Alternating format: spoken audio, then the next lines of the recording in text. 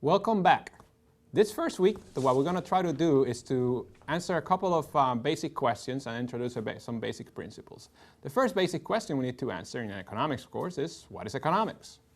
So in order to answer this question, let's try to answer with an application, with a question.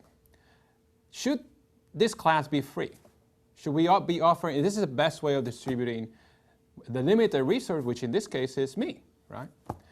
So let's try to answer this question by comparing three different options, right? This is one way. Let's compare three other ways. So one way of distributing this limited resource, which is me in this case, right? My time is limited. It's only one of me, right? So it's only one person who can give this great economics classes.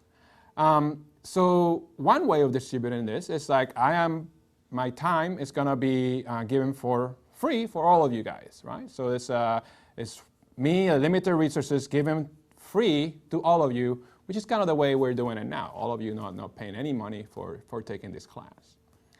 Now, another way of doing this would be, so that would be one option, right? The one we have right now. Another option would be that instead of just giving my time for free to everyone, I would just simply give my time to whoever pays the most. So I will bid, I will say who wants to pay money or for taking this econ class, and whoever are the people who pay the most, I would just give them my class and give them all my time and personal attention. Right? So that's a bidding option. That will be the second option.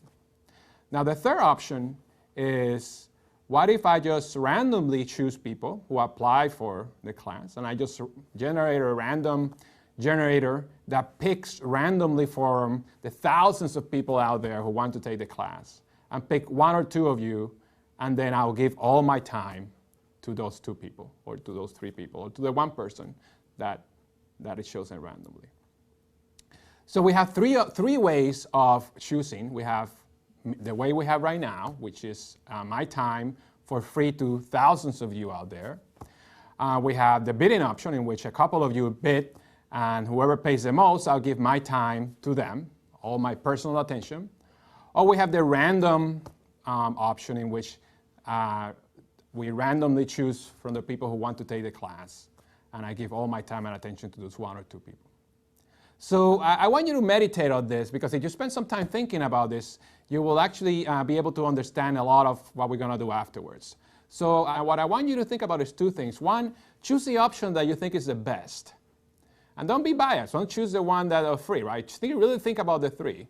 And two, think about the pros and cons, the benefits and the costs of each different option. Okay, so let's go over each one. So the one we have right now, what are the benefits of offering my time for free? Well, the benefit is that I'm reaching most of you, right? Anyone who wants to take a class can actually take this class for free. So that's definitely a benefit, right? Because a lot more people are actually going to benefit from knowing economics, and that's a good thing. Now, what are the cons? What are the not so good things? Well, one of the problems is that my time is very limited. It's only 24 hours in a day, and I actually have to sleep and I have to do other things. So, not everyone is going to get individual attention. In fact, when thousands of students are taking this class, one could make the argument that very little of you, there's going to be very little attention to each individual person. I can probably give you feedback on the discussions and so forth, but my time is going to be limited, so each of you are going to be receiving less individual attention from me. Now, in the second option, the one and people bid, that doesn't occur, because if I just simply give my time to one or two of you who actually pay me the most, then those one or two people actually get them a lot of individual attention from me. Right? So in that case, they're getting a lot more than each individual you're paying for free. Now, at the same time, when people, the main argument that we could have against that second option is that, well, it might not be fair that only people who can pay are the only ones who can get economics, right? That's a lot of discussions about that, in which only, let's say, rich people will be the only people who would the knowledge of economics. But at the same time, one could make the argument that, well, money is a way of valuing things, and if they're willing to pay more, it means that they value the class, and in that case, that's an efficient allocation. But therefore, you clearly see that there's differences in the ethics, perhaps, and the efficiency of version 1 versus option 2. Now, how about option 3? I pick people at random. Now, there's no ethical problem, right? Because everyone has the same chance And the 2 or the 3 people that I choose, they will get a lot of limited individual attention from me, and there's no ethics issue. But there's an efficiency problem, because what if I pick the 2 people who probably are thinking of dropping the class in the first place? Well, that would be very inefficient, right? If I pick at random, I pick John, and I don't pick Sarah, and Sarah was a really dedicated person who she really wanted to take the class. She's going to do all the stuff in the class throughout the 8 weeks. And John really registered at the last minute, and he really is not even sure. If I pick John and I give him a lot of individual attention, in the second week he says, this is not really my thing, I'm going to do something else. Well, that's a waste resource, because I wasted my time on John when Sarah was actually a lot valuing this class a lot more.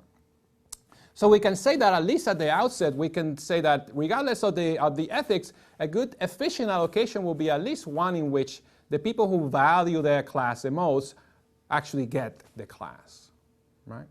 But the point that I want to make here, I mean, and hopefully this will be one question that I expect you guys to discuss in the discussion forums this week.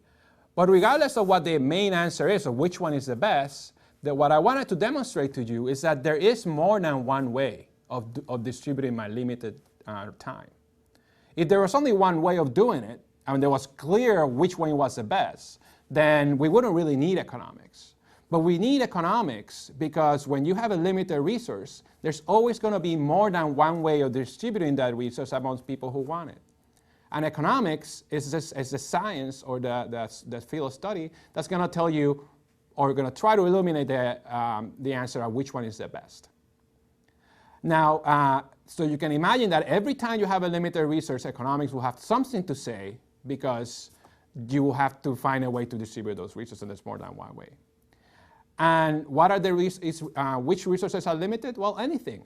All resources are limited, right? Because when you think about oil, water, but also husbands, wife, relationships, time that you have to study for a class, everything in life, everything that you have to use to produce something is limited. And since it's limited, economics will have something to say about it. Now, one thing that you have to remember of limitation of resources is that even if you can give everyone the same, that is still not necessarily a good option. Suppose that you can break me apart. And you can break apart, there's actually a way to give all of you out there, there's thousands of you out there, right? Suppose that there is a way of cloning myself and give each of you the same amount of individual attention. Would that be a good distribution of the resource? I would still argue that it wouldn't, because there's still different valuations. So it would still be unfair, or let's say inefficient, if, let's say, John and Sarah get exactly the same if Sarah actually values the economic class more. Again, the resource should go to those people who value it the most. So these are this is the problem in economics, right?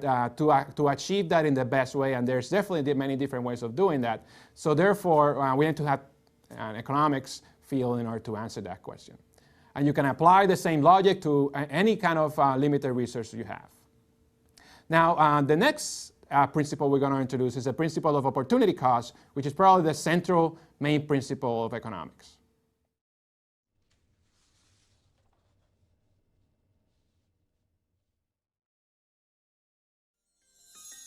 Produced by OCE Atlas Digital Media at the University of Illinois, Urbana-Champaign.